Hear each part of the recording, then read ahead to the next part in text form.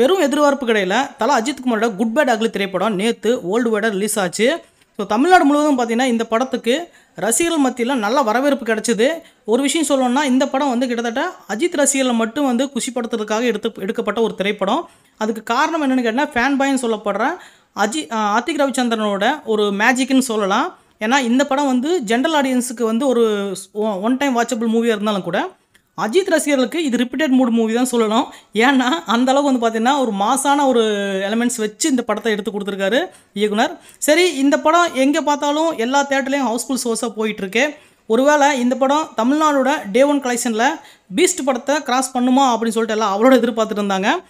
Producer தரப்புலேருந்து official news வரல. ஆனால் தமிழ்நாடு டிஸ்ட்ரிபியூட்டரான திரு ராகுல் அவர்கள்ட்ட இருந்து ஒரு அஃபிஷியலாக ஒரு போஸ்டர் ரிலீஸ் ஆகுது. அந்த போஸ்டரில் அஜித்தோட கரியரில் இந்த படம் தான் வந்து பார்த்தீங்கன்னா டே 1 கலெக்ஷனில் தமிழ்நாட்டில் அதிகபட்சமான கலெக்ஷன் பண்ண ஒரு மூவியாக இந்த குட் பேட் அக்லி திரைப்படம் இருக்கும் அப்படின்னு சொல்லிட்டு ஒரு போஸ்ட் போடுறாரு. கூட வந்து ஒரு கொஞ்சம் நேரத்திலேயே ஒரு அஃபிஷியலாக இன்னொரு போஸ்ட்டும் போடுறாரு. அது என்னென்னு கேட்டிங்கன்னா, இந்த படம் தமிழ்நாடு முழுவதும் ஒன் டே ஓப்பனிங் டே கலெக்ஷன் மட்டும் வந்து பார்த்தீங்கன்னா கிட்டத்தட்ட 31 கோடி ரூபாய்க்கு வசூல் பண்ணியிருக்கு அப்படின்னு சொல்லிட்டு அஃபிஷியலாக அவர் அனௌன்ஸ் பண்ணிட்டாரு.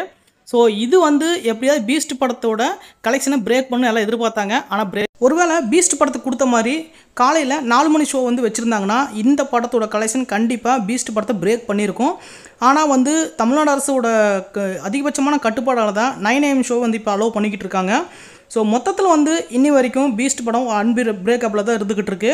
பட் இந்த குட் பேட் அக்லி திரைப்படம் வந்து பார்த்திங்கன்னா அஜித்துக்கு ஒரு கிட்டத்தட்ட ஒரு லேண்ட்மார்க் கலெக்ஷன் மாதிரி தான். ஸோ இதுக்கப்புறம் வர திரைப்படங்கள் எப்படி இருக்குன்னு தெரியாது. ஆனால் இது அஜித் ரசிகர்களோட ஒரு கொண்டாட்டத்துக்கான ஒரு டைம்னு சொல்லலாம்.